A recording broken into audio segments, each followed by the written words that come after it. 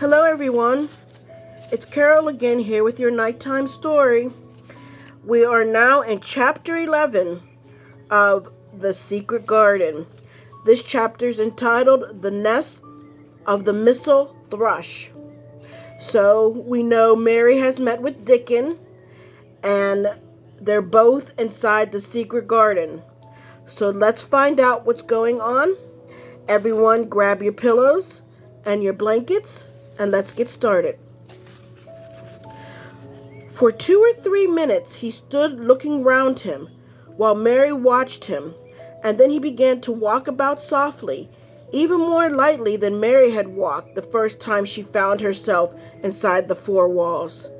His eyes seemed to be taking in everything, the gray trees with the gray creepers climbing over them and hanging from their branches, the tangle on the walls and among the grass, the evergreen alcoves with the stone seats and tall flower urns standing in them. "I never thought I'd see this place," he said at last in a whisper. "Did you know about it?" asked Mary. She had spoken aloud, and he made a sign to her. "We must talk low," he said, "or someone will hear us and wonder what's to do in here." "Oh, I forgot," said Mary, feeling frightened and putting her hand quickly against her mouth. "Did you know about the garden?" she asked again when she had recovered herself. Dickon nodded. "Martha told me there was one, as no one ever went inside," he answered. "Us used to wonder what it was like." He stopped and looked round at the lovely gray tangle about him, and his round eyes looked quite queerly happy. The nest'll be here come springtime," he said. "It'd be the safest nesting place in England. No one never comin' near the tangles of trees and roses to build in. I wonder all the birds on the moor don't build here." Mistress Mary put her hand on his arm again without knowing it. "Will there be roses?" she whispered. "Can you tell? I thought perhaps they were all dead." No, not them. Not all of them," he answered. "Look here." He stepped over to the nearest tree, an old one with gray lichen all over its bark, but upholding a curtain of tangled sprays and branches. He took a thick knife out of his pocket and opened up one of its blades. "There's lots of dead wood that ought to be cut out," he said, "and there's a lot of old wood, but it made some new one last year. This here's a new bit," and he touched a shoot which looked brownish green instead of hard, dark gray. Mary touched it herself in an eager, reverent way. "That one?" she said. "Is that one quite alive? Quite?" Dickon curved his wide, smiling mouth. "It's as wick as you or me," he said, and Mary remembered that Martha had told her that wick meant alive or lively. "I'm glad it's wick," she cried out in her whisper. "I want them all to be wick. Let us go round the garden and count how many wick ones there are." She quite panted with eagerness, and Dickon was as eager as she was. They went from tree to tree and from bush to bush. Dickon carried his knife in his hand and showed her things which she thought wonderful. "They run wild," he said, "but the strongest ones has fair thrived on it. The delicatest ones has dried out, but the others has growed and spread till they's a wonder. See here!" And he pulled down a thick, gray, dry-looking branch. "A body might think was dead wood, but I don't believe it is. Down to the root. I'll cut it low down and see." He knelt, and with his knife cut the lifeless-looking branch through, not far above the earth. "There," he said exultantly. "I told thee so. There's green in that wood yet. Look at it." Mary was down on her knees before he spoke, gazing with all her might. "When it looks a bit greenish and juicy like that, it's wick," he explained. "When the inside's all dry and breaks easy like this here piece I've cut off, it's done for. There's a big root as all this live wood sprung out of it, And if the old wood's cut off and it's dug round and took care of, there'll be—" He stopped and lifted his face to look up at the climbing and hanging sprays above him. "There'll be a fountain of roses here this summer." They went from bush to bush and from tree to tree. He was very strong and clever with his knife, and knew how to cut the dry and dead wood away, and could tell them when an unpromising bough or twig had still green life to it. In the course of half an hour, Mary thought she could tell too, and when he cut through a lifeless-looking branch, she would cry out joyfully under her breath when she caught sight of the least shade of moist green. The spade and hoe and fork were very useful. He showed her how to use the fork while he dug about roots with the spade and stirred the earth and let the air in. While they were working industriously round one of the big standard roses, when he caught sight of something which made him utter an exclamation of surprise. "Why," he cried, pointing to the grass a few feet away, "who did that there?" It was one of Mary's own little clearings round the pale green points. "I did it," said Mary. "Why, I thought that didn't know nothing about gardening," he exclaimed. "I don't," he answered, "but they were so little, and the grass was so thick and strong, and they looked as if they had no room to breathe, so I made a place for them. I don't even know what they are." Dickon went and knelt down by them, smiling his wide smile. "That was right," he said. "A gardener couldn't have told thee better. They'll grow now like Jack's beanstalk. There are crocuses and snowdrops, and these here are narcissuses," turning to another patch, "and here's daffodillies, and they'll be a sight." He ran from one clearing to another. "Thou's done a lot of work for such a little wench," he said, looking her over. "I'm growing fatter," said Mary, "and I'm growing stronger. I used always to be tired. When I dig, I'm not tired at all. I like to smell the earth when it's turned up." "It's rare good for thee," he said, nodding his head wisely. "There's not as nice a smell of good, clean earth, except the smell of fresh growing things when the rain falls on them. I get out of the moor many a day when it's raining, and I lie under a bush and listen to the soft swish of drops on the heather, and I just sniff and sniff. My nose in fair quivers like a rabbit's, Mother says." "Do you never catch cold?" inquired Mary, gazing at him wonderingly. She had never seen such a funny boy, or such a nice one. "Not me," he said, grinning. "I never catched a cold since I was born. I wasn't brought up nesh enough. I've chased about the moor in all weathers, the same as the rabbit does.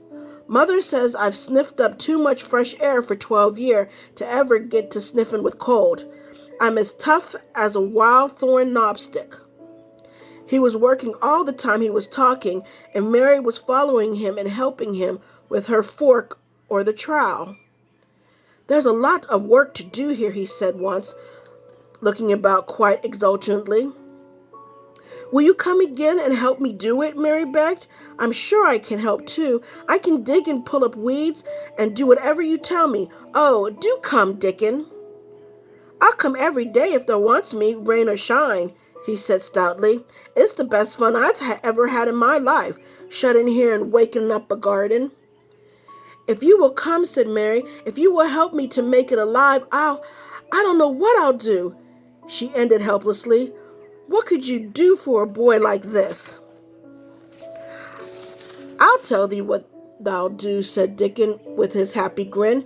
"Thou'll get fat and thou'll get hungry as a young fox, and thou'll learn to talk to the robin same as I do. We'll have a lot of fun." He began to walk about, looking up in the trees and at the walls and bushes with a thoughtful expression. "I wouldn't want to make it look like a gardener's garden all clipped and spick and span, would you?" he said. "It's nicer like this with things running wild and swinging and catching hold of each other." "Don't let us make it tidy," said Mary anxiously. "It wouldn't seem like a secret garden if it was tidy." Dickon stood rubbing his rusty red head with a rather puzzled look. "It's a secret garden, sure enough," he said, "but it seems like one beside the robin must have been in it since it was shut up 10 years ago." "But the door was locked and the key was buried," said Mary. "No one could get in." "That's true," he answered.